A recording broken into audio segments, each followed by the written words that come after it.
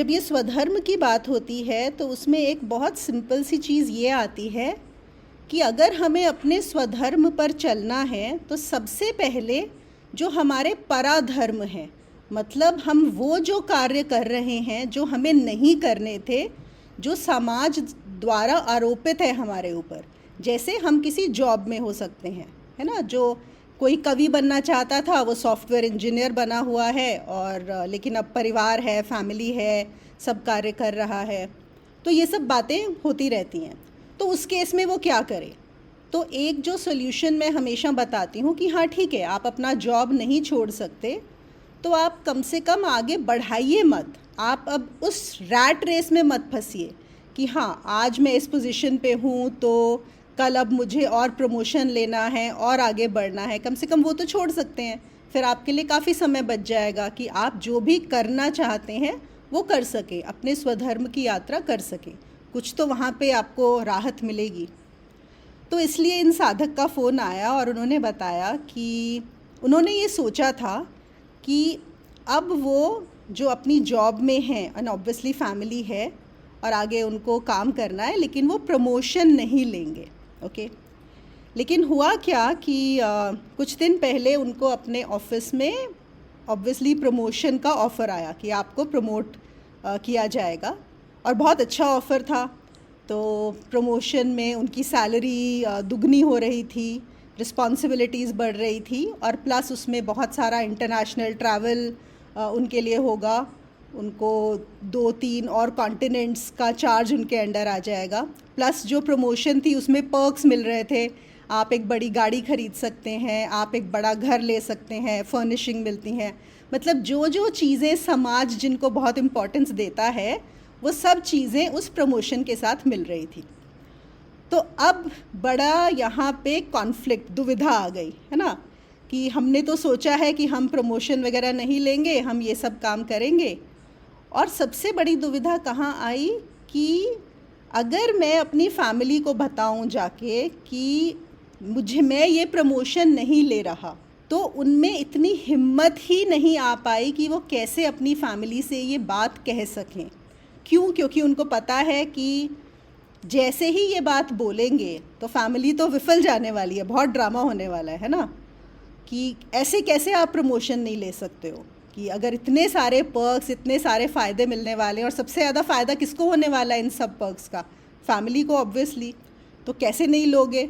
और दूसरी बात ये है कि अगर आप इस प्रमोशन को छोड़ देते हैं तो प्रमोशन किसको मिलेगा? आपके कोलीग को।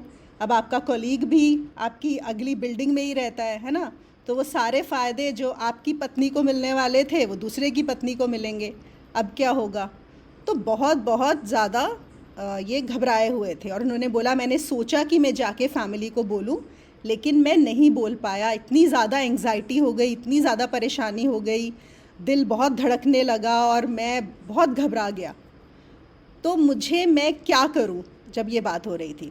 और फिर उन्होंने बोला कि इज़ इट कि मुझे बिल्कुल काम होना चाहिए, सहज होना चाहिए, नॉर्मल होना चाहिए जब मैं एक ऐसा डिसीजन लूँ जो मेरी फैमिली पसंद नहीं करेगी।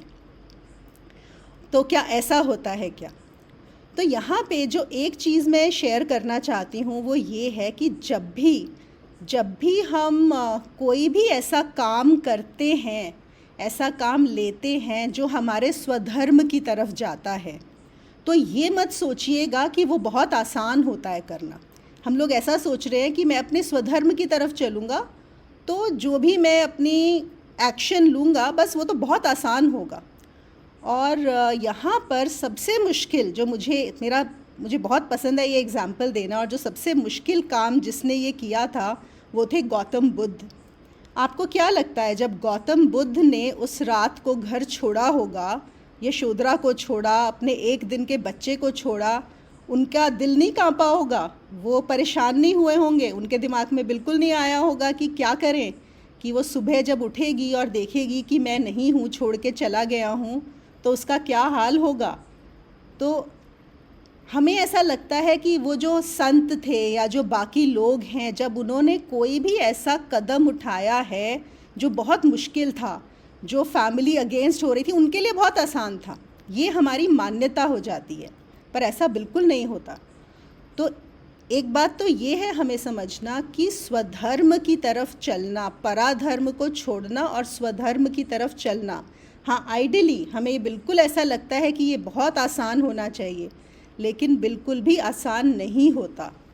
क्योंकि जो भी हमने अनजाने में, हमारी परिवार की वजह से, हमारी कंडीशनिंग की वजह से जो भी मान्यताएं बन गई हैं, भर गई हैं, जो हमने जो अपना एक संसार बना लिया है, जब भी आप उसको तोड़ेंगे, जब भी आप कोई ऐसा निर्णय लेंगे जो आपका संसार बना हुआ था उसमें जहाँ पर दिक्कत आने वाली है, तो दर्द होगा ही होगा।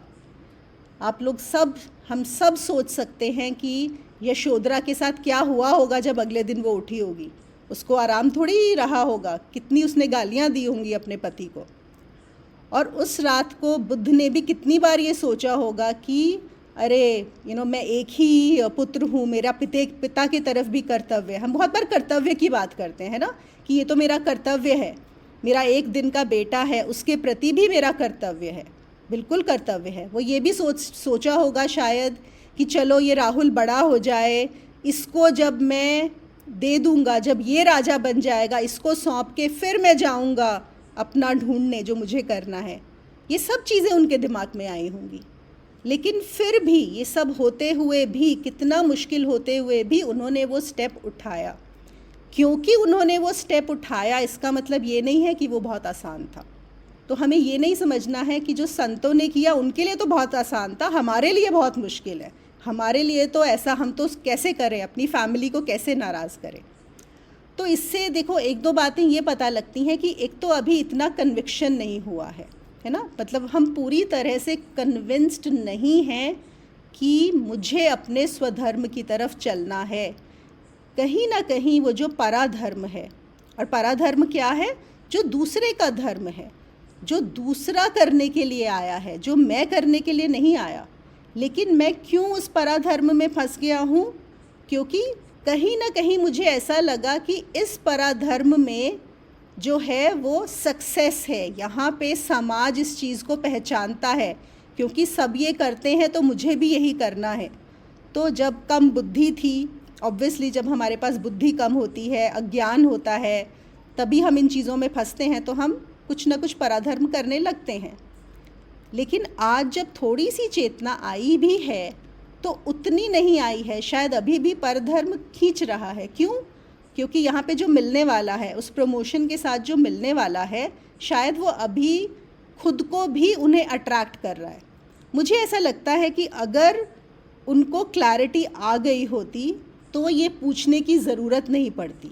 हाँ, मन ज़रूर घबराता, परेशानी ज़रूर होती, दिल की धड़कन बढ़ती, ये सब होता है, बिल्कुल होता है, लेकिन शायद वो ले पाते। अभी भी उन्होंने डिसीजन लिया नहीं है, तो पता लगेगा वो क्या करेंगे, लेकिन ऐसा हो जाता है। तो दो बातें समझनी है। पहली बात तो मेरी कन्विक्शन क्या है, क्या मैं सच में तैयार हूँ अपने स्वधर्म पर चलने के लिए। और कृष्ण क्या कहते हैं गीता में, उन्होंने तो बहुत क्लियरली बोला है कि स्वधर्म पर चलने के लिए अगर तुम्हें भिखारी भी बनना पड़े, अगर तुम्हारी मृत्यु भी हो जाए, अगर तुम्हें समाज से कुछ भी, जो समाज तुम्हें देता है वो कुछ भी ना मिले, तो भी पराधर्म में जीने से वो ज़्यादा अच्छा है। वो कहते हैं पराधर्म से डरो, ये मत डरो कि स्वधर्म में जलने पे तुम्हारे साथ क्या होगा, पराधर्म से डरो। दूसरी बात यहाँ पर देखिए, अब हमारा जो माइंड है वो लॉजिक कैसे लगाता है ना। तो आप लोगों को जिन्होंने गीता पढ़ी है या थोड़ा बहुत भी मालूम होगा, एक श्लोक में कृष्ण जब अर्जुन को समझा रहे हैं कि तुम युद्ध करो, ये ही धर्म की बात है, तुम क्षत्रिय हो, लेकिन अर्जुन नहीं मान रहा है। ये गीता का जो दूसरा अध्याय है उसमें है ये सारे श्लोक। तो उसके बाद श्री कृष्ण अर्जुन को बोलते हैं कि देखो, अगर तुम युद्ध नहीं करोगे तो तुम्हारा बहुत अपमान होगा, तुम्हारे बहुत मानहानि होगी, यू विल बी डिसऑनर्ड। अब देखिए यहाँ पे इन्होंने थोड़ी बहुत गीता पढ़ी होगी, बड़ा मज़ेदार चीज़ है यहाँ पे कि उन्होंने इस पॉइंट को उठा लिया, ओके। और उन्होंने मुझसे पूछा कि देखो, कृष्ण अर्जुन को ये चीज़ बोल रहे हैं कि अगर तुम युद्ध नहीं करोगे तो तुम्हारा अपमान होगा, है ना। तो क्या ये चीज़ मेरे ऊपर भी अप्लाई होती है कि अगर मैं प्रमोशन नहीं लूँगा तो मेरा भी समाज में अपमान होगा? देखो, कृष्ण भी तो अपमान की बात कर रहे हैं, तो मैं कैसे समझूं इस बात को? तो देखिए, जब हम कोई चीज़ करना चाहते हैं तो हम कैसे उस चीज़ का लॉजिक लगा लेते हैं अपने फेवर में। ओके, तो हाँ, क्या कृष्ण ने ऐसा बोला था अर्जुन को कि अगर तुम युद्ध नहीं करोगे तो मानहानि होगी? बिल्कुल बोला था। लेकिन क्या उनका ये लॉजिक लगाना कि इससे मेरी भी, अगर मैं प्रमोशन नहीं लूँगा तो पदोन्नति या मेरा अपमान होगा? नहीं, ये दोनों में बहुत फ़र्क है। तो इसको और समझते हैं थोड़ा सा। कृष्ण चाहते हैं कि अर्जुन लड़ाई करे, है ना। उसके अलग अलग रीज़न्स हैं। एक रीज़न तो ये है क्योंकि कृष्ण जानते हैं कि अर्जुन क्षत्रिय है और क्षत्रिय का स्वधर्म है लड़ना, है ना। क्षत्रिय बिना युद्ध करे नहीं रह सकता। और वैसे तो अर्जुन बोल रहा है कि मैं जंगल चला जाऊंगा और मैं बस अब सब संन्यास ले लूँगा, लेकिन कृष्ण जानते हैं कि उसका संन्यास लेना भी उसको रास नहीं आएगा। वो संन्यास लेके भी वहाँ पे जो लकड़ियाँ पड़ी होंगी ना जंगल में, उनसे तीर कमानी बनाएगा और वहाँ जाके फिर पक्षियों और पौधों और जानवरों को मारने लगेगा। वो क्षत्रिय है, वो उससे दूर रह ही नहीं सकता, वो उसका स्वधर्म है। और एक तो ये बात है, लेकिन अर्जुन को ये बात समझ में नहीं आ रही है। दूसरी चीज़ क्या है कि महाभारत की लड़ाई इसलिए भी ज़रूरी है कि दुर्योधन जैसा राजा सही नहीं होगा। कृष्ण जानते हैं कि वहाँ पे एक सही राजा की ज़रूरत है। दुर्योधन के अंडर जो होगा लोगों का हाल या उस प्रजा का हाल या हस्तिनापुर का हाल, तो सही राजा वहाँ पर होना चाहिए। लेकिन अर्जुन तो मान ही नहीं रहा है, अर्जुन यहाँ पर अड़ा हुआ है। तो अब अर्जुन को कैसे इंस्पायर करें, कैसे मोटिवेट करें? और देखिए, यही यहाँ पर कृष्ण गुरु होने के साथ साथ एक मनोवैज्ञानिक का भी काम कर रहे हैं। He is not only a guru, he is also proving to be a very good psychologist over here.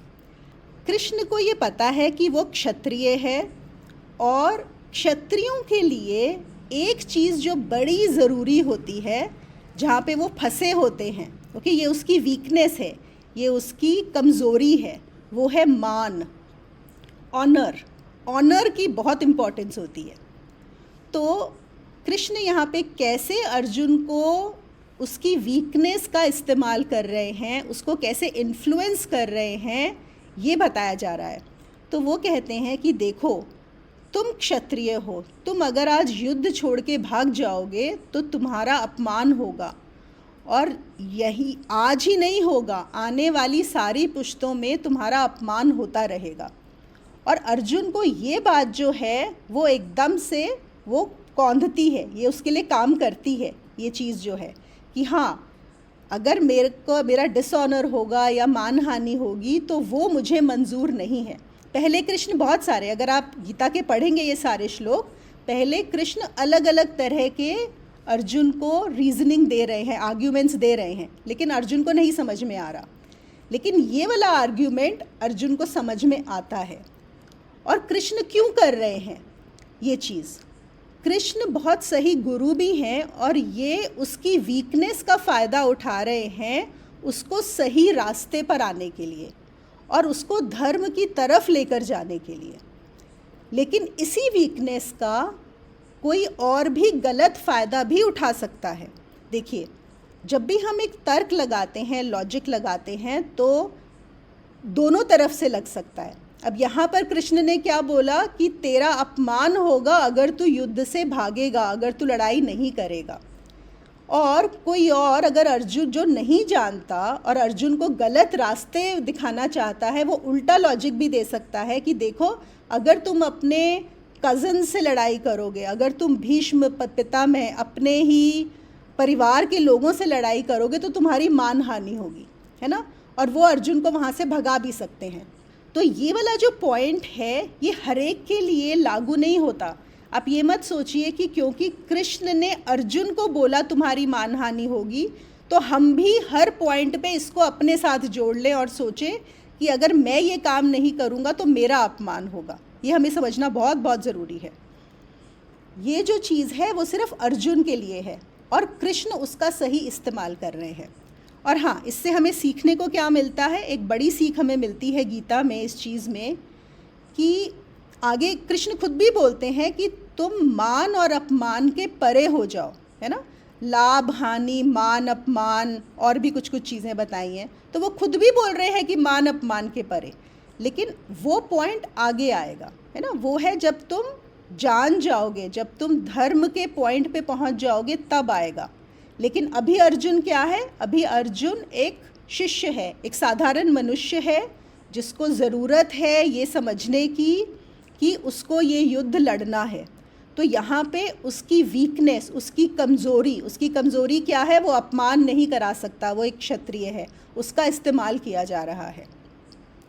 लेकिन हमें क्या सीखना है कि जब भी हमारी कोई कमज़ोरी होती है, कोई भी कमज़ोरी कि हम वो नहीं कर सकते, उसके बिना हम नहीं रह सकते, या उसके लिए तो हम लड़ मर जाएंगे, उस कमज़ोरी का फ़ायदा उठाया जा सकता है। कृष्ण क्योंकि अर्जुन के गुरु हैं, वो उसी चीज़ को बहुत अच्छे से, बहुत सुंदर तरीके से अर्जुन के लिए इस्तेमाल कर रहे हैं इस चीज़ का।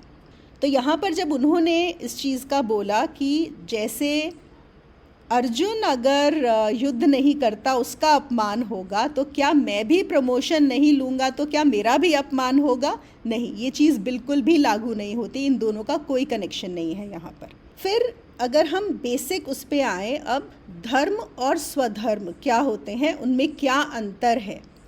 बहुत ही सिंपल है इस चीज़ को समझना। देखिए, हम जिसको धर्म समझते हैं, जैसे कि हिंदू धर्म, मुस्लिम धर्म, क्रिश्चियन धर्म, ये कोई धर्म नहीं है, ये धर्म नहीं है। धर्म को असली में अगर हम सनातन उसके पॉइंट ऑफ व्यू से देखें, असलियत के पॉइंट ऑफ व्यू से देखें, धर्म है स्वयं को जानना।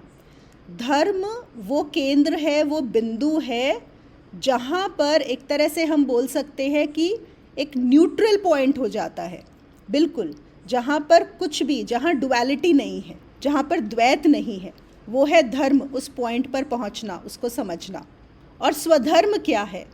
स्वधर्म है आपका वो रास्ता, आप जहाँ पर खड़े हैं, आप कैसे उस पॉइंट तक पहुँचेंगे, आपके लिए जो पाथ होगा, आपका जो नेचर है, आपका इस प्रकृति के द्वारा, और या आप कहाँ पैदा हुए हैं, क्या आपका कंडीशनिंग हुई है, उसके हिसाब से अब आपके लिए क्या तरीका लगेगा उस आप जहाँ पर भी खड़े हैं उस धर्म के पॉइंट पर पहुँचने के लिए, वो है स्वधर्म। इसको हम ऐसे भी समझ सकते हैं, अब मैं एक एनोलॉजी ले रही हूँ। लेट अस से कि जो धर्म है वो है ऋषिकेश। ये कोई भी जगह हो सकती है, मैं ऋषिकेश इसलिए ले रही हूँ क्योंकि मुझे ऋषिकेश बहुत पसंद है, ठीक है। तो लेट अस से कि ऋषिकेश है वो पॉइंट जहाँ पे धर्म है, जो न्यूट्रल पॉइंट है, जो नॉन डुअल है, जो अद्वैत है, वो है। और आप अभी कहाँ खड़े हैं? और या अर्जुन की अगर सपोज़ हम यहाँ पे बात करें, तो अर्जुन खड़ा हुआ है न्यूयॉर्क में, अर्जुन है न्यूयॉर्क में, ठीक है। अब अर्जुन को अगर न्यूयॉर्क से ऋषिकेश लेके आना है, तो उसके लिए जो रास्ता लगेगा, उसके लिए जो मीन्स लगेंगे, वो अलग होंगे उससे जो देहरादून में खड़ा है और उसे ऋषिकेश आना है, जो दिल्ली में खड़ा है और उसे ऋषिकेश आना है, या फिर जो चाइना में खड़ा है और उसे ऋषिकेश आना है ना। सब कुछ अलग होगा, अलग आप एक अलग तरीके से आएंगे, वाहन से आएंगे, और वो वाहन भी अलग अलग होंगे। तो होता क्या है, अब जैसे लेटस से अर्जुन किसी को जानता है जो देहरादून में खड़े हुए हैं, और देहरादून से अगर आपको ऋषिकेश जाना हो तो आप कैसे जाएंगे? आप टैक्सी में जा सकते हैं, गाड़ी में जा सकते हैं, बस में जा सकते हैं। अर्जुन ने सुना कि ये जो मेरे देहरादून में दोस्त खड़े हैं, मैंने सुना है वो लोग टैक्सी में जाते हैं ऋषिकेश। तो अर्जुन बोलेगा अच्छा, मैं भी न्यूयॉर्क से टैक्सी में आता हूँ ऋषिकेश, है ना। लेकिन वो न्यूयॉर्क से ऋषिकेश टैक्सी में नहीं आ सकता, उसको क्या लगेगा? उसको फ़्लाइट लगेगी। अब हमें लगेगा ये तो बड़ी सिंपल सी चीज़ है, क्योंकि हाँ, हमारे लिए ये बहुत सिंपल है, because it is very stupid, बहुत बेवकूफ़ी होगी कि कोई न्यूयॉर्क से टैक्सी में आना चाहे ऋषिकेश, है ना। लेकिन जब हम स्वधर्म की बात करते हैं, जब हम बात करते हैं उस पॉइंट पे आने की, पाथ की, तो हमें नहीं पता होता।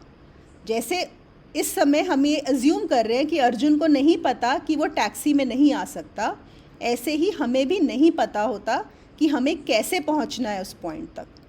तो वो किसको पता है? यहाँ पे गुरु को पता है, कृष्ण को पता है। तो अर्जुन बोल रहा है कि हाँ, मैं यहाँ से भाग जाता हूँ, सन्यासी बन जाता हूँ। लेकिन अगर कृष्ण का काम क्या है महाभारत में?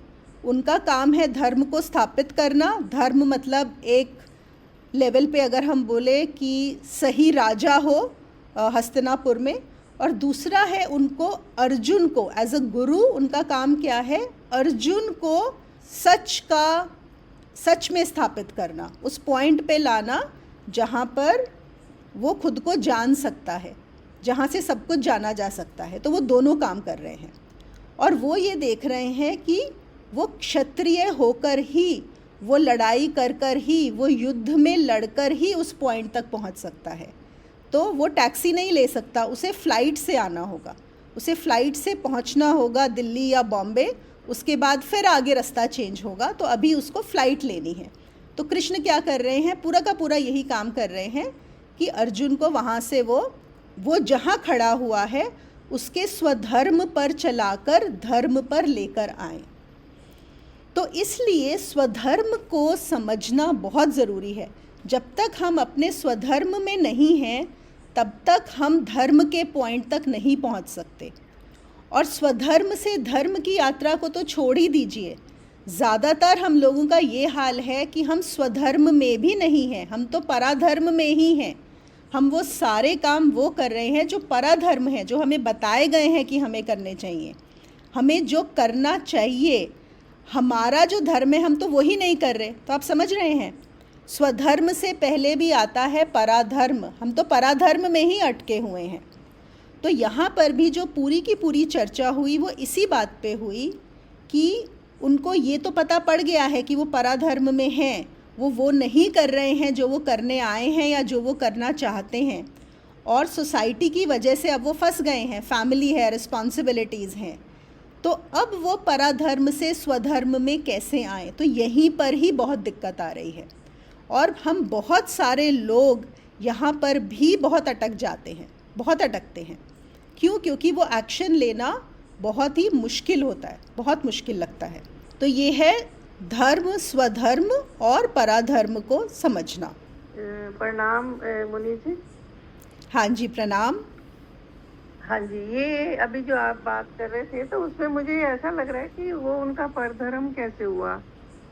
ये भी तो जिम्मेवारी तो है अपने अभी परिवार की, और गुरुजी भी बोलते हैं कि पहले अपने जिम्मेवारियों को पूरा करो, उसके बाद आप इस तरफ अगर आना है।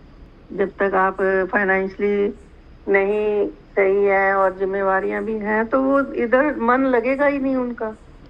हाँ, बहुत अच्छा सवाल आपने पूछा। देखिए, जिम्मेवारियां हैं, कर्तव्य हैं, वो तो हैं ही। वो कैसे आ गए हैं? क्योंकि उन्हें शायद जब उन्होंने लिए, जब वो जिम्मेवारियां ली, जब शादी की, बच्चा किया, ये सब किया, तब ऑब्वियसली इस सब का कुछ मालूम नहीं था, है ना। लेकिन अब वो जानने लगे हैं कि उनका काम क्या है, अध्यात्म में आगे चलना, अध्यात्म में आगे बढ़ना। ठीक है, तो जो आपकी जिम्मेवारियां हैं, उनका जो करंट जॉब चल रहा है, ओके, जो करंट रिस्पॉन्सिबिलिटीज़ हैं, अभी जो उनके पास काम है, वो भी उनको ज़्यादा पसंद नहीं है, पर क्योंकि जिम्मेवारियां हैं, कर्तव्य हैं, तो ठीक है, वो कर सकते हैं। जो भी 6 और 8 घंटे का जॉब वो करते हैं, जो भी उनकी सैलरी आ रही है, उससे सब हो सकता है। और अभी उन्होंने अपना एक ऐसा नियम बना लिया है कि काफ़ी समय निकाल पाते हैं अपने लिए, जो उनको अध्यात्म की तरफ देना है। अब क्या हो रहा है? अब ऑफिस उन्हें प्रमोशन दे रहा है। मैंने बात यहीं से शुरू की थी, शायद आपने ज्वाइन बाद में किया होगा। वो मैंने हाँ, तो अब प्रमोशन मिलने का क्या मतलब है? प्रमोशन मिलने का मतलब है कि अभी अगर उन्हें हफ्ते में 40 घंटे काम करना होता है, तो वो उनका बढ़ के 60 से 80 घंटे हो जाएगा। रिस्पॉन्सिबिलिटीज़ बढ़ जाएंगी, उनको बहुत ट्रैवल करना पड़ेगा, उनके ऊपर स्ट्रेस ज़्यादा रहेगा। ऑब्वियसली काम ज़्यादा, अगर इतने सारे पर्क्स मिल रहे हैं तो बहुत सारी और चीज़ें भी तो काम आएंगे ना।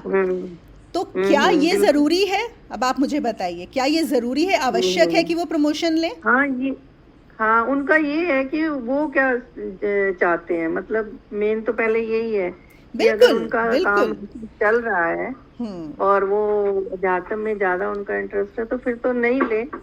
लेकिन अगर काम नहीं चल रहा है काम बहुत इतना अच्छे से चल रहा फाइनेंशियली, है। प्रॉब्लम कहाँ आ रही हाँ है कि देखिए, वही बात है, फैमिली को अगर बोलेंगे कि नहीं, मैं ये हाँ तो वो प्रमोशन तो नहीं ले नहीं, हाँ रहा, वो फैमिली कभी एग्री नहीं वो करने वाली है हाँ ना? वो एग्री नहीं करेंगे फिर। फैमिली फिर एग्री नहीं तो सोचना करेगी। ही नहीं चाहिए, अगर इनका इतना इधर है, झुकाव है और काम भी सही चल रहा है तो फिर जरूरत है, फिर तो ना भी ले तो चलेगा।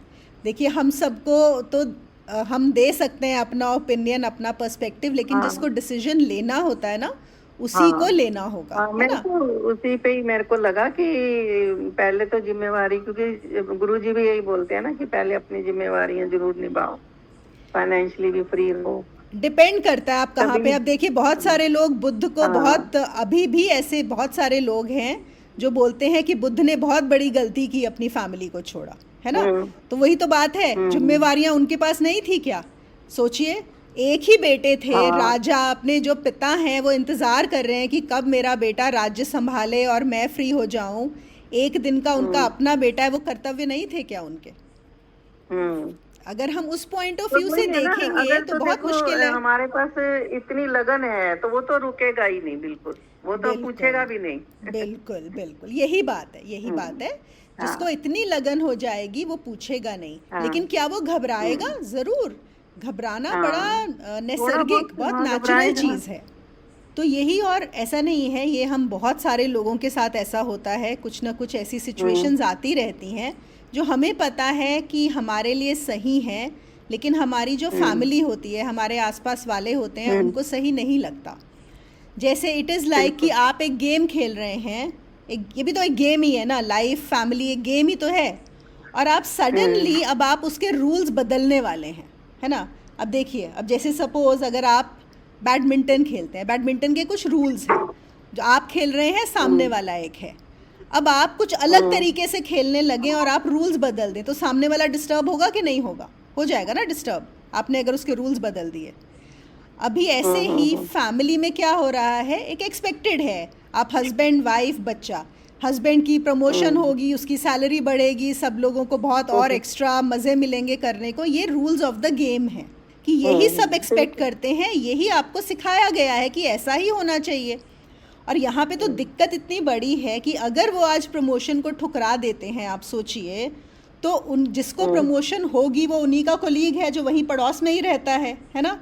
अब वो फॉरेन जाएगा, वो वहाँ से उसकी बीवी भी साथ में जाएगी घूमने के लिए, और आपकी बीवी यहाँ पे फिर आप उसको देखेगी, तो वो तो परेशान होएगी कि ये मैं जाती है, देखो वो जा रही है, उनको ज़्यादा सैलरी मिल रही है, उनकी बड़ी गाड़ी खड़ी हो गई है, उनका घर ज़्यादा अच्छा दिख रहा है कि नहीं? इतना आसान नहीं है। बिल्कुल अगर वो समझ जाए तो बात है, लेकिन ये बड़ी मुश्किल चीज़ें हम्म, होती हैं, है ना? पर अध्यात्म तो अकेले का ही है, अकेला चलना, अध्यात्म अकेले अगर का जो है। अकेला चल सकता है वही अध्यात्म में तो चलेगा। यहीं पे तो घबरा रहे हैं कि अपनी फैमिली को कैसे ये हाँ न्यूज़ दें, कैसे बताएं, बहुत मुश्किल है, देखिए क्या हम्म करेंगे। तो हम्म इवेंचुअली मैंने उनको बस एक ही सजेशन दिया, मैंने बोला देखिए, एक चीज़ पक्की है, मृत्यु निश्चित है, और कुछ हो या ना हो, निश्चित मृत्यु निश्चित है। आज होगी, 6 महीने बाद होगी, 6 साल बाद होगी, या 20 साल बाद होगी, जो भी है कोई नहीं जानता। बस आप एक बात चीज़ सोच लीजिए कि अगर वो जब भी मृत्यु आ गई, सामने खड़ी हो गई, आपको पता लग गया मेरा मृत्यु का क्षण आ गया है, तो उस हाँ समय जी सोच के देखिए कि आप कौन सा डिसीजन लेना चाहेंगे। आपको क्या सोच के ज़्यादा सुकून मिलेगा? ये सोच के कि हम्म मैंने प्रमोशन लिया और फैमिली को खुश किया, या ये सोच के कि हम्म मैंने अपने स्वधर्म को निभाया? ये डिसीजन आपका हम्म है। तो यहाँ पे बात हमारी हम्म समाप्त हुई। Graham is asking, is Krishna driving the taxi Arjun takes from New York to Rishikesh? Can I ride with him? No, no, no. Krishna is not driving Arjuna. Krishna is telling him to take a flight. Arjuna is saying, I want to take the taxi. I have heard everybody takes a taxi to Rishikesh, right? So let me also take a taxi. That is what we do now. That is what the Paradharma is. I want to do what other people are doing. So And a guru like Krishna will not allow you to do what others are doing. He is not going to allow Arjuna to just run away. So he is using every possible technique, every trick that he has to help Arjun. इसमें पता है एक और चीज़ आती है कि बहुत सारे लोग कृष्ण को बोलते हैं कि वो तो बहुत हिंसक हैं. आप लोगों ने सुना ही होगा कि, और ऐसा सुनते हैं कि जैनिज़्म में तो कृष्ण को बोला जाता है कि वो नर्क में हैं, अभी भी नर्क में हैं, क्योंकि उन्होंने इतनी हिंसा की. आपको पता होगा कि जो महावीर का सबसे ऊंचा ज्ञान दिया था उसमें एक चीज़ उन्होंने अहिंसा के बारे में बात की है. और कृष्ण तो बिल्कुल यहाँ पर अर्जुन को भागने ही नहीं दे रहे हैं. वो कहता है मैं अहिंसक हो जाऊँगा, ये तो बहुत हिंसा हो जाएगी, लेकिन कृष्ण बोल रहे हैं नहीं, तो इनको मार. तो ऑब्वियसली कृष्ण हिंसक लगेंगे. पर क्या ऐसा है? एक और चीज़ यहाँ समझनी है. देखिए, हम लोग ना हर चीज़ों को जनरलाइज बहुत करते हैं. जैसे कि महावीर ने अगर अहिंसा का पाठ पढ़ाया तो सबने सोच लिया कि अहिंसा हर किसी चीज़ पर लागू होती है, हर किसी के लिए और हर सिचुएशन में आपको अहिंसा होना है, नॉन वायलेंस होना चाहिए, है ना. सबने ये सोच लिया. अब जब कृष्ण यहाँ पे हिंसा की बात कर रहे हैं तो यहाँ पर भी जिनको हिंसा करनी है वो बोलेंगे देखो कृष्ण ने भी तो हिंसा की बात की है अर्जुन से, वो तो हिंसक हैं, तो बिल्कुल क्या बुराई है हिंसा करने में. और मैंने ऐसा कहीं पर पढ़ा था कि कुछ टेररिस्ट कैंप्स में भी भगवद गीता पढ़ाई जाती है. मैं बहुत सरप्राइज्ड हुई थी ये पढ़ के कि टेररिस्ट की जब ट्रेनिंग होती है तो उनको भी भगवद गीता पढ़ा के ये बोला जाता है कि देखो कृष्ण भगवान जिनको बोला जाता है वो भी अर्जुन को बोल रहे हैं कि तुम जाके लड़ो और मारो, तो तुम क्यों घबराते हो, तुम भी जाके लड़ो और मारो. तो ये हमने लॉजिक का हम या कोई भी हमने जो पढ़ा उसका कैसे हम उसका इस्तेमाल कर रहे हैं, है ना, ये पता लगता है. बात ये नहीं है कि वो बात सही है या गलत है, हम उसका कैसे अपने लिए उपयोग कर रहे हैं. तो जब कृष्ण हिंसा की बात कर रहे हैं, अर्जुन के लिए लड़ने के लिए बोल रहे हैं, क्योंकि वो अर्जुन का स्वधर्म है. हिंसा अर्जुन का स्वधर्म है. हमें ये बात समझनी होगी. अर्जुन अहिंसक होकर नहीं जी सकता. वो क्षत्रिय है, उसकी पूरी ट्रेनिंग वैसी है. अब क्षत्रिय होना क्या है? वो माया के पार्ट में है? हाँ, वो माया में ही है. वो उसकी कंडीशनिंग है. उसकी पूरी की पूरी उसने किस वर्ण में, किस कुल में जन्म लिया, किस फैमिली में जन्म लिया, उसकी क्या ट्रेनिंग हुई ज़िंदगी भर, उसी से तो बनता है ना स्वधर्म जो है. आपका जो स्वधर्म है वो माया का ही पार्ट है. आपका जो स्वधर्म है वो कंडीशनिंग ही है. तो अब आपकी कंडीशनिंग ही आपको धर्म तक ले जाने में काम आएगी, है कि नहीं. आपने जो सीख लिया है, आपने जो कर लिया है, वहीं से चलेगा आगे. तो कृष्ण का काम है अपने शिष्य को धर्म के पॉइंट पर लेके जाना, धर्म के बिंदु पर लेके जाना. अगर वो स्वद्रष्टा जो है वो हिंसा से होकर जाता है तो कृष्ण घबराएंगे नहीं उसको हिंसा का रास्ता बताते हुए. ये हमें समझना है. पर क्योंकि कृष्ण ने अर्जुन को हिंसा करने के लिए बोला, डज दैट मीन कि हम लोग भी हिंसक हो जाएं? नहीं. क्योंकि महावीर ने अहिंसा का रास्ता बताया तो क्या हम सभी अहिंसक हो जाएं? नहीं. हम सबको अपना ढूंढना है कि हमारा क्या है. तो गीता में भी जो बताया जाता है हम उसे एकदम जनरलाइज करके नहीं यूज़ कर सकते हैं. हमें समझना होगा कि उसमें हमारे लिए क्या मैसेज आ रहा है ना. ये समझना बहुत ज़रूरी है. जब भी धर्म और स्वधर्म की बात होती है तो एक और प्रश्न जो काफ़ी लोगों का आता है, यहाँ पे शायद आप लोग सब सुन चुके होंगे, पूछ चुके होंगे, पर बहुत आता है, वो ये होता है कि मैं कैसे जानूं कि मेरा स्वधर्म क्या है, मैं क्या करूं. तो सबसे पहले तो आपको ये पहचानना है कि आपका पराधर्म क्या है. आप पराधर्म मतलब आप कौन कौन से काम ऐसे कर रहे हैं जो आपको नहीं करने, जो सिर्फ आपके ऊपर समाज ने आरोपित किए हैं, जो आपको इसलिए करना पड़ रहा है क्योंकि सब करते हैं. तो सबसे पहले उन कामों को छोड़ना होगा, क्योंकि जब तक वो काम नहीं जाएंगे तब तक आपका स्वधर्म नज़र भी नहीं आएगा आपको.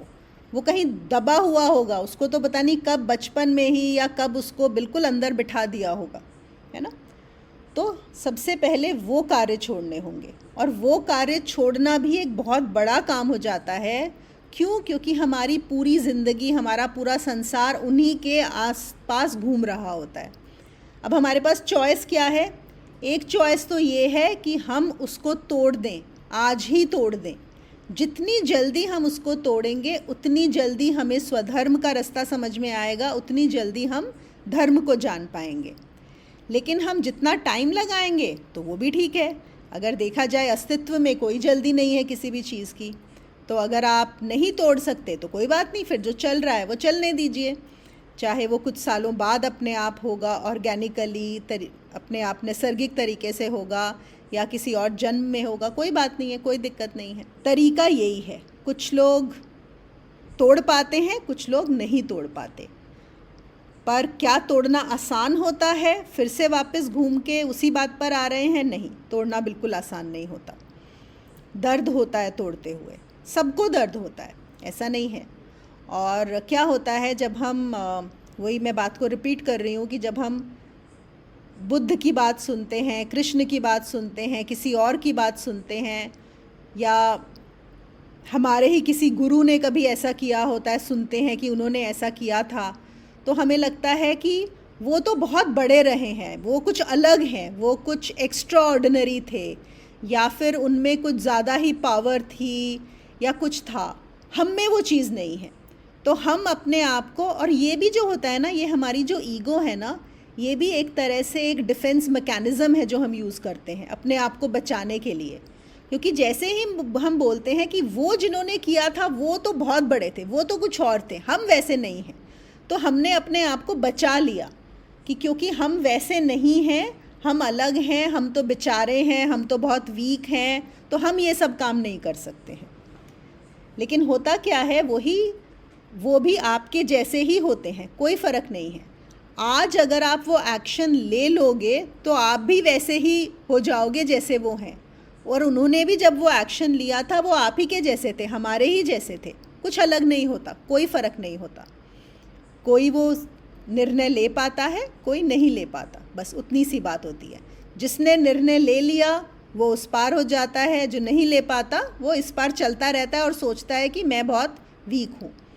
तो ये सिर्फ अपने आप को बचाने की प्रक्रिया है और कुछ भी नहीं है। माधुरी ने लिखा है, बुद्ध को मानव मात्र के कल्याण का कर्तव्य पुकार रहा था, उसे उन्होंने सुना। अब पता नहीं वो मानव मात्र के कल्याण का कर्तव्य था, वो तो देखो अपना स्वधर्म लेने निकले थे, है ना।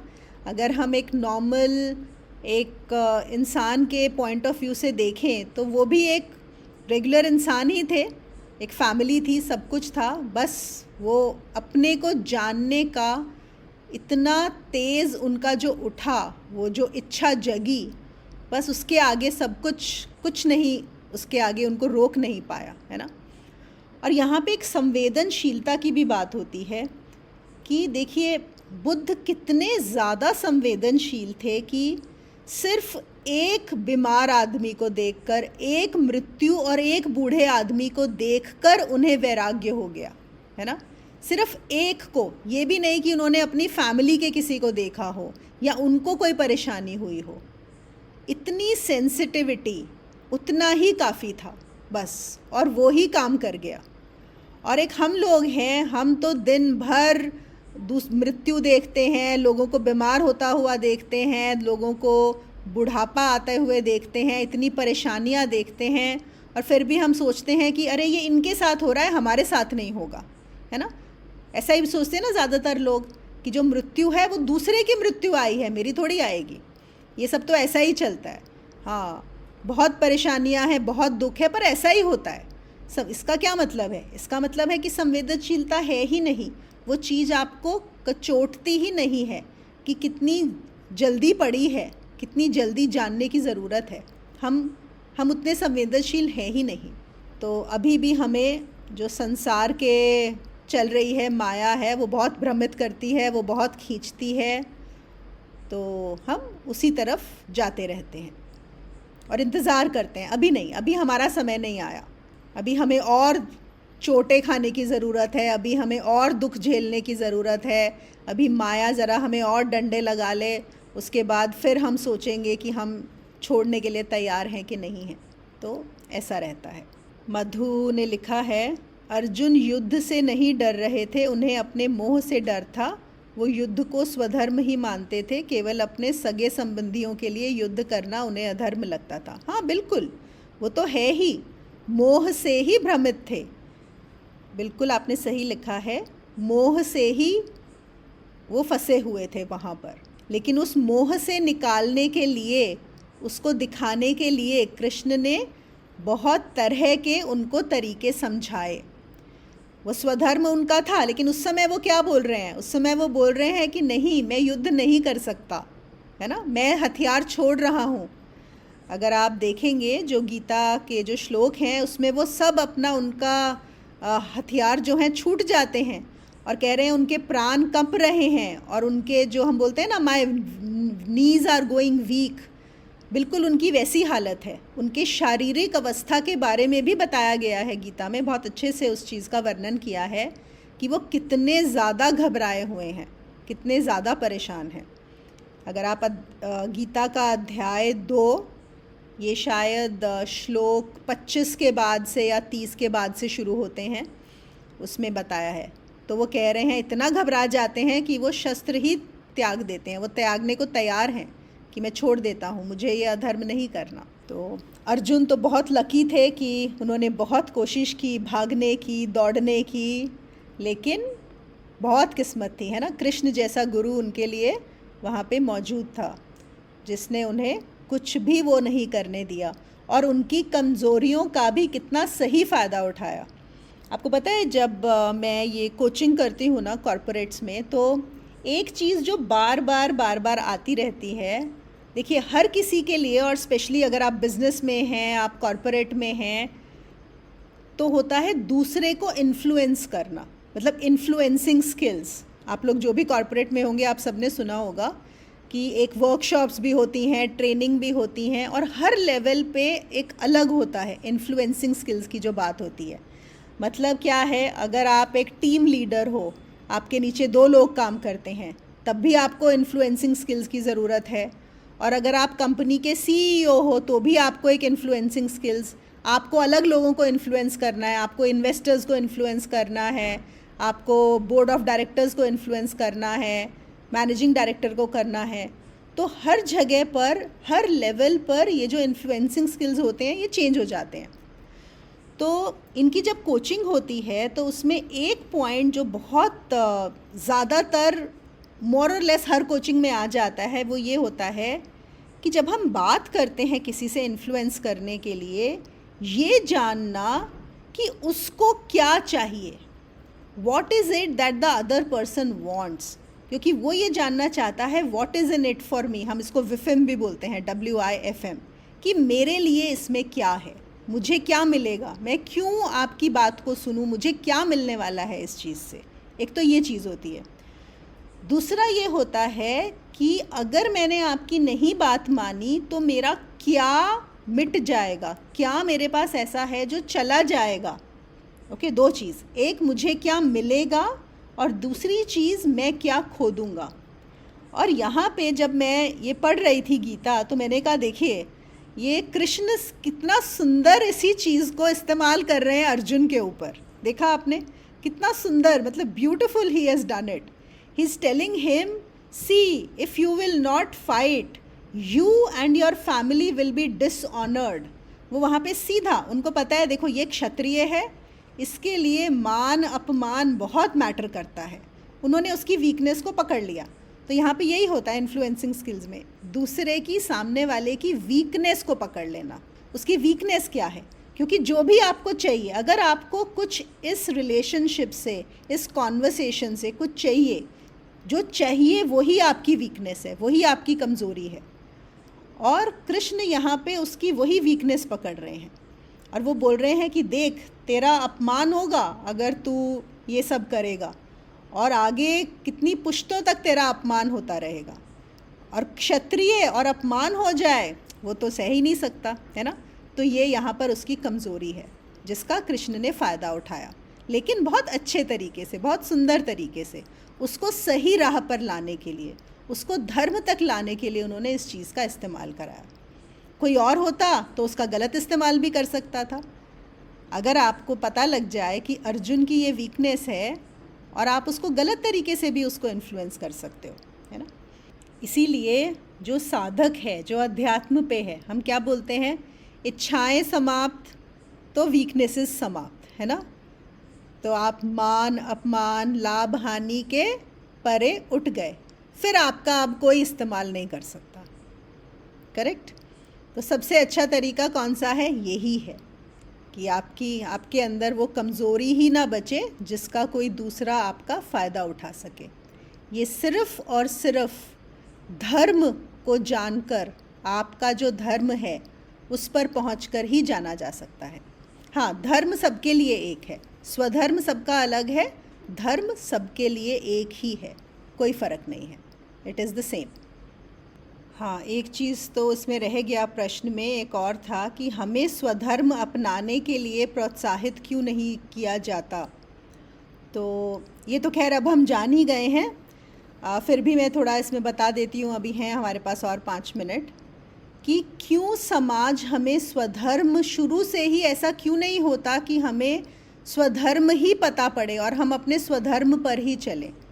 देखिए, जो समाज है वो चाहता है कि आप वो करें जिससे उनका फ़ायदा होने वाला है, जिससे समाज का फ़ायदा होने वाला है ना।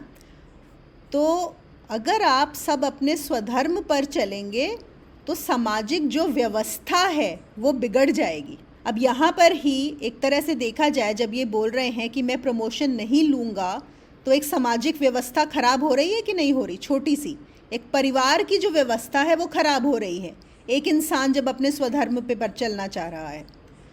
तो ये बहुत आसान नहीं है समाज के लिए। समाज चाहता है आप वो सब चीज़ें करें ताकि वो जो भी एक ऑर्गेनाइज्ड सिस्टम है उनके लिए क्या ज़रूरी है।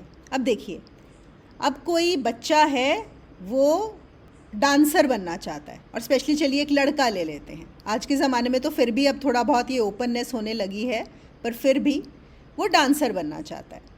अब डांसर्स की कितनी ज़रूरत है? कुछ ज़्यादा नहीं, लेकिन सॉफ्टवेयर इंजीनियर की बहुत ज़रूरत है। फिर एक फैमिली में अगर आप बोलेंगे कि मेरा बेटा डांसर है ना, आप अपने रिश्तेदारों को बताएंगे या अपने पड़ोसियों को बताएंगे तो बहुत ख़राब होगा। कोई भी आपको सबको क्या चाहिए? सबको एक प्रतिष्ठा चाहिए समाज में। समाज आपको प्रतिष्ठा नहीं देने वाला है कि नहीं।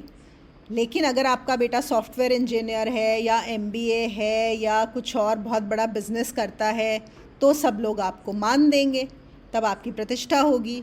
तो आप क्यों चाहोगे कि आप अपने बेटे को स्वधर्म फॉलो करने दो? बिल्कुल फॉलो करने नहीं दोगे। और समाज को भी आज अगर हम देखें तो कौन सी जॉब्स की ज़्यादा ज़रूरत होती है ना, उसकी फैक्ट्रीज़ लग जाती हैं। एक समय था जब इंजीनियर्स की ज़्यादा ज़रूरत होती थी, कहीं कभी इसी समय में डॉक्टर्स की, कभी नर्सेज़ की, कभी सॉफ्टवेयर इंजीनियर की, कभी IT प्रोफेशनल, मतलब अलग अलग जो भी जैसी ज़रूरत होती है, क्योंकि वो बहुत लोगों की डिमांड बहुत ज़्यादा है, उस काम का बहुत डिमांड है। तो डिमांड है तो सप्लाई चाहिए। अब सप्लाई चाहिए तो कहाँ से आएगा सप्लाई? सप्लाई यहीं से आएगा, समाज से ही आएगा, वो व्यवस्था ही ऐसे बनी हुई है। तो ये पूरा इकोनॉमिक्स और कॉमर्स का खेल है मेनली, और साथ में ये जो प्रतिष्ठा, पद, सम्मान, ये सब चीज़ें भी जोड़ दी जाती हैं ताकि वो जो कॉमर्स है वो चलता रहे, वो जो आपका काम है वो चलता रहे। तो आपको उन्हीं की ज़रूरत होगी। अब सोचो, कल को एक ऐसा समय भी आ सकता है, हु नोज़, कि सडनली समाज में कवियों की ज़रूरत पड़ने लगे, कि बहुत सारे कवियों की ज़रूरत है। अब क्या होगा? अब एक बच्चा जो साइंस में बड़ा स्ट्रांग है, मतलब उसका जो मेंटल एबिलिटी है वो साइंस की तरफ है, लेकिन उसके पेरेंट्स उसको कहाँ भेजेंगे? उसको कवि बनने के स्कूल में भेजेंगे। वो बोलेंगे नहीं, तू साइंस नहीं लेगा, तू इंजीनियर नहीं बनेगा, तू कवि बनेगा। क्योंकि आजकल कवि सबसे ज़्यादा डिमांड में है, कवियों की सैलरी सबसे ज़्यादा है। और अगर आप बताते हैं कि आपका बेटा कवि है तो अरे वाह, सब लोग बड़े खुश हो जाते हैं, आपको बहुत इम्पोर्टेंस मिलती है। तो देखिए क्या हाल होगा जब कवि बनना आपको एक कॉलेज में सिखाया जाएगा और फिर आपके पास सर्टिफिकेट होगा कि हाँ अब आप कवि हो गए हैं, फिर आपको जॉब मिलेगी उसके ऊपर। तो समाज हर चीज़ उस हिसाब से करता है जो ज़रूरत है, जो व्यवस्था एक चलती है। तो वो आप उसको आपके स्वधर्म से कुछ लेना देना नहीं है।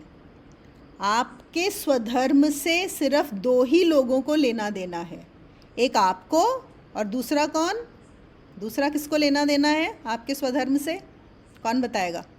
हाँ जी, गुरु। बिल्कुल सही जवाब अनाया का। आपके गुरु को, दो ही लोगों को आपके स्वधर्म से मतलब है और किसी को आपके स्वधर्म से कोई मतलब नहीं है। बाकी सब अपना अपना स्वार्थ ढूंढ रहे हैं। हर किसी का स्वार्थ है आपके अंदर। आपके परिवार का भी स्वार्थ है, आपके दोस्तों का भी स्वार्थ है, आपके पड़ोसियों का भी स्वार्थ है। हर कोई ये देखता है कि आपसे उनका क्या फ़ायदा हो सकता है, आप क्या करो जिससे उनको, या फिर आपको वो नज़र, इसी नज़र से ही देखते हैं। आपको दोस्त भी तभी बनाते हैं, आपको कुछ भी इसी हिसाब से बनाते हैं कि उनसे, आपसे उनका क्या उल्लू सीधा हो सकता है। हम बोलते हैं ना, अरे उससे कौन सा मुझे उल्लू सीधा करना है। तो उन सबको आपसे उल्लू सीधा करना है। तो किसी को स्वधर्म से कोई मतलब नहीं है। तो कोई नहीं चाहता, कोई आपको प्रोत्साहित नहीं करेगा कि आप अपने स्वधर्म पर चलें।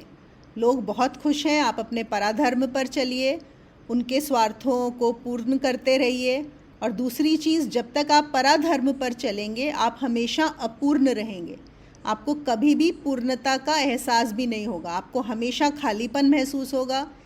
आप बाहर कुछ भी दिखाएं करें, अंदर तो आप जानते हैं आपकी स्थिति क्या है ना। कोई हमारी स्थिति हमसे नहीं छुपा सकता, दुनिया से हम चाहे छुपा लें, हमें पता है हमारे अंदर क्या चल रहा है। तो आपके अंदर अगर वो चल रहा है तो एक अपूर्णता रहेगी, कभी भी पूर्णता महसूस नहीं होगी।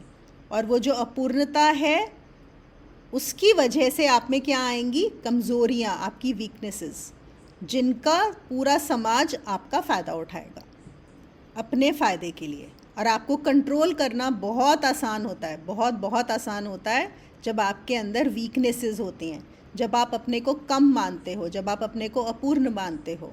वहीं पर आप दूसरों को ये इजाज़त दे देते हैं कि वो आपका इस्तेमाल कर सकें और आप भी फंस जाते हो उन चीज़ों में।